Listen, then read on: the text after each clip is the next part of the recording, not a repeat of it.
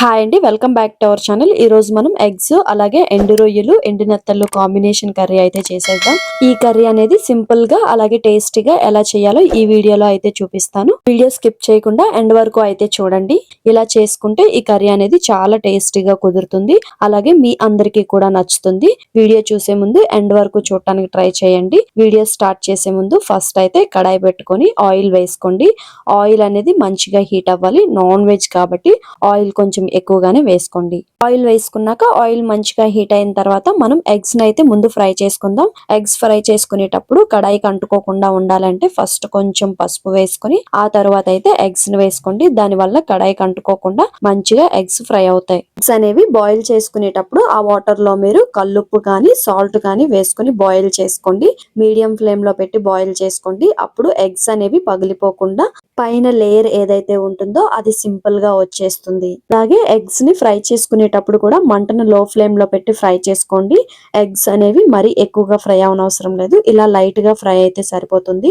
నేను ఈ వీడియోలో చూపించే విధంగా ఎగ్స్ ని ఫ్రై చేసుకుని అవైతే పక్కకు తీసుకోండి. ఆ తర్వాత ఎండు రొయ్యలు అలాగే కొంచెం ఎండునెత్తళ్ళు కూడా వేసుకున్నాను. అవి ఒక హాఫ్ అన్ అవర్ ముందైతే నానబెట్టుకోండి. ఎండు రొయ్యలు అలాగే ఎండునెత్తళ్ళు పైన తలలు తీసుకుని మంచిగా వాష్ చేసుకుని వేసుకోండి. ఈ ఎండునెత్తళ్ళు ఎండు రొయ్యలు ఫ్రై చేసుకునేటప్పుడు కూడా మరి ఎక్కువగా ఫ్రై చేసుకోవద్దు. ఇవి కూడా లైట్ గా ఫ్రై చేసుకోండి. అది కూడా మంటను మీడియం ఫ్లేమ్ లో పెట్టి ఫ్రై చేసుకోండి. అప్పటి వరకే నూనె కాగి ఉంటుంది కాబట్టి ఊరికే మాడిపోతాయి కాబట్టి మంటని లో ఫ్లేమ్ లో పెట్టి అయితే ఫ్రై చేసుకోండి. అవి బాగా ఫ్రై అయిన తర్వాత పక్కకు తీసుకోండి. మీకు ఆయిల్ సరిపోతుంది అనుకుంటే అదే ఆయిల్ ఉంచుకోండి. ఒకవేళ సరిపోదు అనుకుంటే ఎక్స్ట్రా ఆయిల్ వేసుకుని కొంచెం హీట్ చేసుకుని దాల్చిన చెక్క అలాగే 3 లవంగాలు అలాగే ఒక బిర్యానీ ఆకు కూడా వేసుకోండి. వేసుకున్న తర్వాత వీటిని కూడా లైట్ గా ఫ్రై చేసుకోండి, సరిపోతుంది. స్పైసెస్ అనేవి మరీ ఎక్కువగా వేసుకునే అవసరం లేదు. ఫ్లేవర్ కోసం కొంచెం వేసుకుంటే సరిపోతుంది. తర్వాత 3 ఆనియన్స్ ని ఇలా సన్నగా తరుక్కొని అయితే వేసుకోండి. అలాగే 2 పచ్చిమిర్చి కూడా వేసుకుని ఇవి లైట్ బ్రౌన్ కలర్ వచ్చేంత వరకు అయితే ఫ్రై చేసుకోండి. ఆనియన్స్ అనేవి ఈ కలర్ లోకి చేంజ్ అవ్వగానే ఒకసారి అయితే కలుపుకొని తర్వాత 1 స్పూన్ అల్లం వెల్లుల్లి పేస్ట్ అయితే వేసుకోండి. అల్లం వెల్లుల్లి పేస్ట్ వేసుకున్న తర్వాత అల్లం వెల్లుల్లి పేస్ట్ పచ్చివాసన పోయేంత వరకు అయితే ఫ్రై చేసుకోండి. అల్లం వెల్లుల్లి పేస్ట్ అనేది మరీ ఎక్కువగా వేసుకోవద్దు. ఇలా ఎక్కువగా వేసుకోవటం వల్ల కర్రీ ఫ్లేవర్ ని డామినేట్ చేసి అల్లం వెల్లుల్లి పేస్ట్ ఫ్లేవర్ అయితే వస్తుంది. ఇలా పచ్చివాసన పోయిన తర్వాత అయితే మనం 3 టమాటోలను తీసుకుని దాన్ని బ్లెండ్ చేసుకుని మరీ స్మూత్ గా బ్లెండ్ చేసుకోవద్దు. కొంచెం బరకగా బ్లెండ్ చేసుకుని వేసుకోండి. అది కూడా పచ్చివాసన పోయేంత వరకు అయితే ఫ్రై చేసుకోండి. టమాటోలు అనేవి ఆయిల్ వదిలి పైకి ఇలా తేలుతుంది అన్న టైంలోనే మనం ఫ్రై చేసిన ఎగ్స్ ఎండనెత్తళ్ళు అలాగే ఎండు రొయ్యలను వేసుకుని మొత్తం అంతా అయితే ఒకసారి అయితే కలుపుకోండి. మొత్తం కలుపుకున్న తర్వాత ఇవన్నీ ఒక 2 మినిట్స్ మూత పెట్టి అయితే కుక్ చేసుకోండి.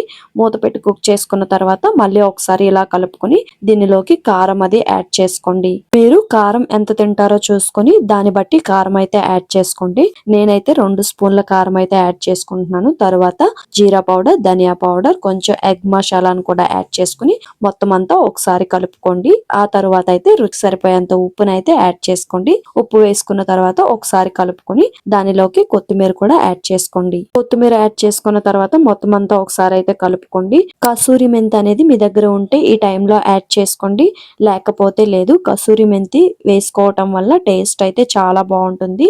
ఒకవేళ మీ దగ్గర ఉంటే యాడ్ చేసుకోండి, లేదంటే లేదు. ఇది పూర్తిగా ఆప్షనల్ మాత్రమే. మొత్తం అంతా ఒకసారి కలుపుకొని ఒక టీ గ్లాస్ లో హాఫ్ వాటర్ అయితే యాడ్ చేసుకోండి. వాటర్ ని యాడ్ చేసుకున్న తర్వాత మంటను మీడియం ఫ్లేమ్ లో అడ్జస్ట్ చేసుకుని ఒక 10 మినిట్స్ కుక్ చేసుకోండి. గ్రేవీ అనేది దగ్గర పడుతుంది. గ్రేవీ దగ్గర పడిన తర్వాత పక్కకైతే తీసుకుని అలాగే వేడి వేడి అన్నంలో సర్వ్ చేసుకోండి. టేస్ట్ అయితే నెక్స్ట్ లెవెల్ ఉంటుంది. మధ్య మధ్యలో కలుపుకోండి, మాడిపోతుంది. రెడీ అయిన తర్వాత వేడి వేడి రైస్ లోకి ఈ కర్రీ సర్వ్ చేసుకుని తినండి. చాలా బాగుంటుంది, మీకు కూడా నచ్చుతుంది. ఒకవేళ ఈ వీడియో మీకు నచ్చితే కనుక ప్లీజ్ సబ్స్క్రైబ్ చేసుకోవడం మర్చిపోవద్దు.